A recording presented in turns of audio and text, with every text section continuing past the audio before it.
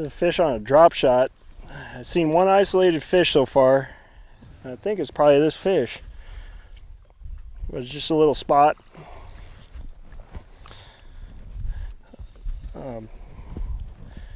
Little morning dawn robo worm.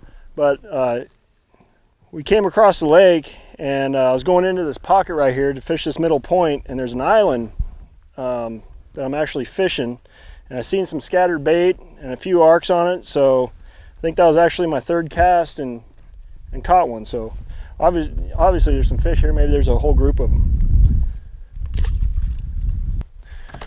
All right, well, we came off the main lake throwing jigs and stuff, and you know, caught a few, but nothing really crazy. Broke off a few. Came in here, caught one right here off this island, and in the back of this pocket there's one major point that separates two pockets, and I've caught them there in the past, so it's kind of too shallow to drop shot, so I'm going to start out with a flick shake. You know, it's a really good technique this time of year, especially in spotted bass lakes. I've caught both largemouth and spotted bass, but you know, fishing anywhere between 10 to 20, 25 feet. So we're going to run back in here. I mean, it's just 100 yards and make a few casts, see if we can't catch some.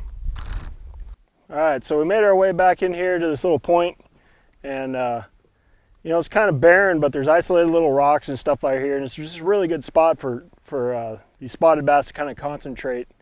And throwing a flick shake, actually throwing it on 6-pound test fluorocarbon, 100% trilene, and a light action rod, just because that little flick shake hook made by Jackall it's such a needle point that you don't need a heavy action rod to set the hook on them. It basically sets the hook itself. And there's one right there. Gosh dang it, missed it. Anyway, the most important thing about fishing these flick shakes like this, especially in the wintertime, is don't overwork them. In other words, 99% of the time the fish are going to eat it on the fall. So I get very few bites actually sitting here shaking it like this. Most of the bites occur on the initial fall, or a lot of times I'll just, you know, once it hits the bottom, I'll just reel up 2 or 3, 4 times and let the thing fall back down. Because the flick shake worm has such a unique action, I mean, you don't need to give it action. It'll do it just fine by itself. So we'll just kind of fish around here and see if we can't catch a couple. There's one.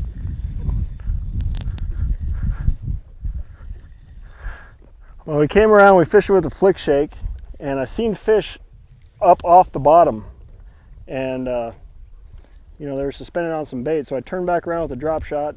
First cast, caught this little guy right here.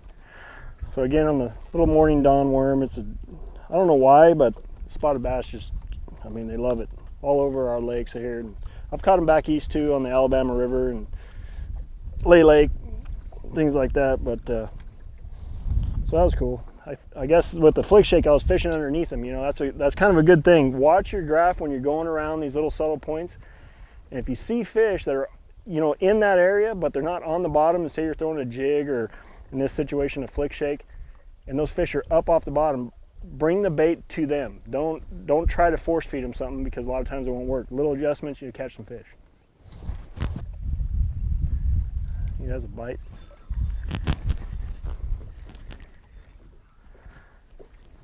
Another spot.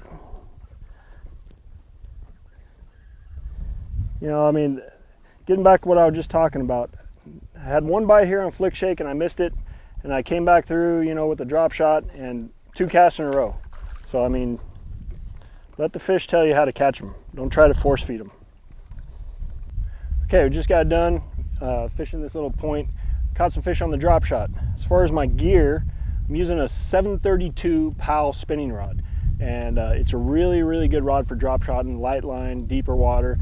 The other thing I also like to do with this rod is throw the flick shake on it, and especially in wintertime when the fish are kind of finesse, you got to finesse them into biting. I'm throwing 6-pound test fluorocarbon on both of those rigs. It allows me to detect those real subtle bites, because a lot of times you can't really feel, you know, them eat the bait, especially when you're fishing, you know, 25+ foot deep. So I'm gonna turn back around and fish that point again, but I rigged up a tube. I'm gonna go back through that same water and see if I could catch a little bit bigger fish. You know, a lot of times you got to change baits They wouldn't bite the Flick Shake at first. They started biting the drop shot, but a lot of times, you know, another bait change will produce bigger fish. So I'm going to throw this on 8-pound fluorocarbon, just because it's got a lot of bottom contact and there is some rocks and little brush and stuff out there. And I'm throwing this new Powell 712 Endurance spinning rod. You know, it's got the right tip for this tube, you know, kind of dragging it. You can get a good solid hook set in there. It's light. I mean, everything's good about it. So we're going to turn back around and see if we can't catch a couple.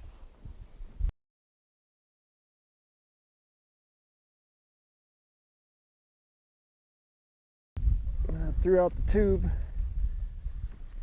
I think they're all the same size of fish, but